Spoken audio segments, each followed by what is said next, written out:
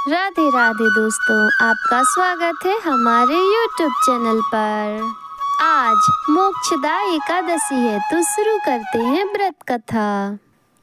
महाराज युधिष्ठिर ने कहा, हे भगवान, आप तीनों लोकों के स्वामी, सबको सुख देने वाले और जगत के पति हैं। मैं आपको नमस्कार करता हूँ। हे देव, आप सबके हितैषी हैं, अतः मेरे संशय को दूर कर मुझे बताइए कि मार्गशीर्ष एकादशी का क्या नाम है। उस दिन कौन से देवता का पूजन किया जाता है और उसकी क्या विधि है, कृपया मुझे बताएं। भक्त वत्सल भगवान श्री कृष्ण कहने लगे कि धर्मराज, तुमने बड़ा ही उत्तम प्रश्न किया है। इसके सुनने से तुम्हारा यश संसार में फैलेगा।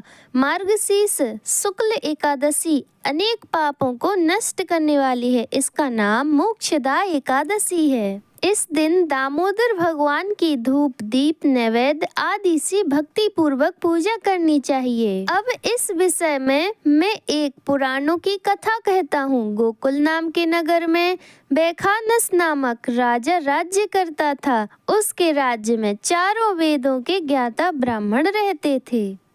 वह राजा अपनी प्रजा का पुत्रवत पालन करता था। एक बार रात्रि में राजा ने स्वप्न में देखा कि उसके पिता नरक में हैं। उसे बड़ा आश्चर्य हुआ। प्रातः वह विद्वान ब्राह्मणों के पास गया और अपना स्वप्न सुनाया। उसने कहा, मैंने अपने पिता को नरक में कष्ट उठाते देखा है। उन्होंने मुझसे कहा कि हे पुत्र, मैं नरक में पड़ा हूँ, यहाँ से तुम मुझे मुक्त कराओ। जब से मैंने ये वचन सुने हैं तब से मैं बहुत बेचैन हूँ।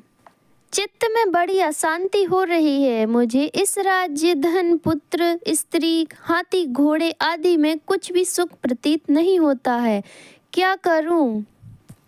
राजा ने कहा, हे ब्राह्मण देवताओं, इस दुख के कारण मेरा शरीर जल रहा है। अब आप कृपा करके कोई तप, दान, व्रत आदि ऐसा उपाय बतलाइए जिससे मेरे पिता को मुक्ति मिल जाए। उस पुत्र का जीवन व्यर्थ है जो अपने माता पिता का उद्धार न कर सके।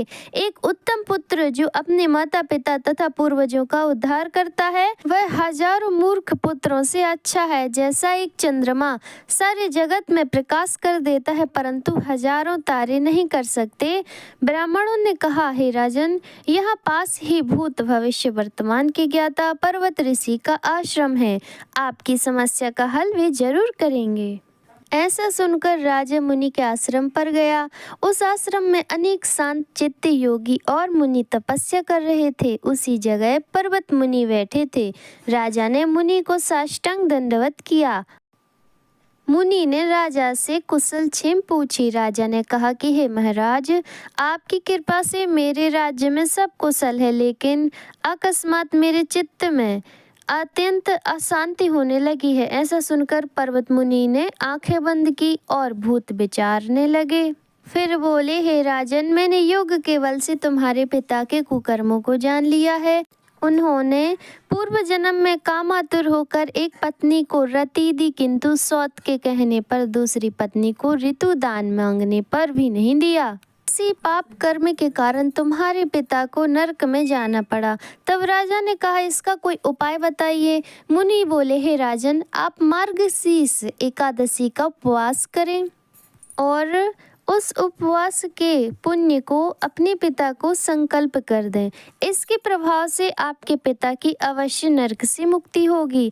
मुनि की ये वचन सुनकर राजा महल में आया और मुनि के कहने अनुसार कुटुंब सहित मोक्षदा एकादशी का व्रत किया। इसके प्रभाव से उसके पिता को मुक्ति मिल गई और स्वर्ग में जाते हुए वे पुत्र से कहने लगे, हे पुत्र, तेरा कल्याण हो। यह कहकर स्वर्ग चले गए। मार्गशीर्ष मास की शुक्ल पक्ष की मोक्षदा एकादशी का व्रत जो करते हैं उनके समस्त पाप नष्ट हो जाते हैं। इस व्रत से बढ़कर मोक्ष देने वाला और कोई व्रत नहीं है। इस कथा को पढ़ने या सुनने से वायपेय यज्ञ का फल मिलता है।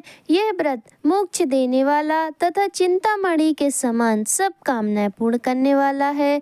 तो प्रेम से बोलिए भगवान विष्णु की जय। एवं दक्षिणा के रूप में आप मेरे इस चैनल को जरूर सब्सक्राइब कीजिए, शेयर कीजिए। Thanks for watching.